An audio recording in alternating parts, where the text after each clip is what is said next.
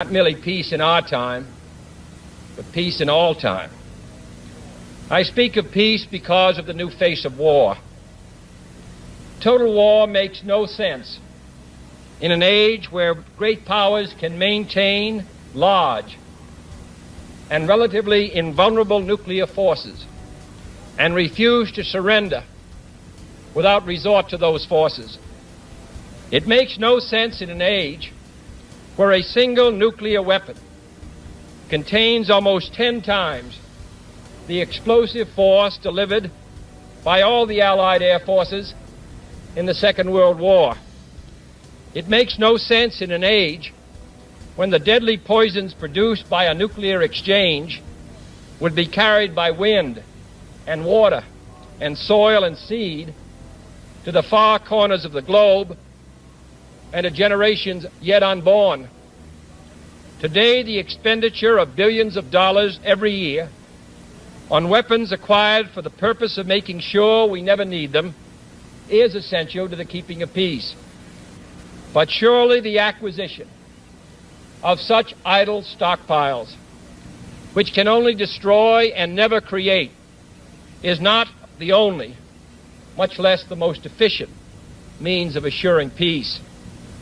I speak of peace, therefore, as the necessary, rational end of rational men. I realize the pursuit of peace is not as dramatic as the pursuit of war, and frequently the words of the pursuers fall on deaf ears, but we have no more urgent task. Some say that it is useless to speak of peace or world law or world disarmament, and that it will be useless until the leaders of the Soviet Union adopt a more enlightened attitude.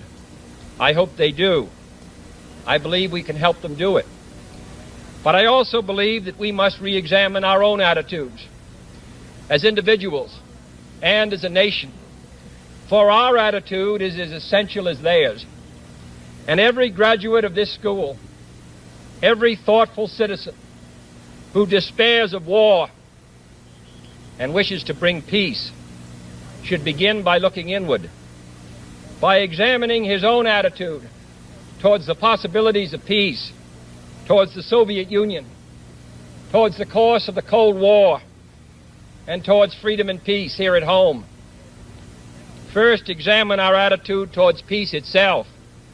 Too many of us think it is impossible. Too many think it is unreal. But that is a dangerous, defeatist belief. It leads to the conclusion that war is inevitable, that mankind is doomed, that we are gripped by forces we cannot control. I am not referring to the absolute, infinite concept of universal peace and goodwill, of which some fantasies and fanatics dream. I do not deny the value of hopes and dreams, but we merely invite discouragement and incredulity by making that our only and immediate goal. Let us focus instead on a more practical, more attainable peace, based not on a sudden revolution in human nature, but on a gradual evolution in human institutions, on a series of concrete actions and effective agreements which are in the interests of all concerned. There is no single simple key to this peace, no grand or magic formula to be adopted by one or two powers. Genuine peace must be the product of many nations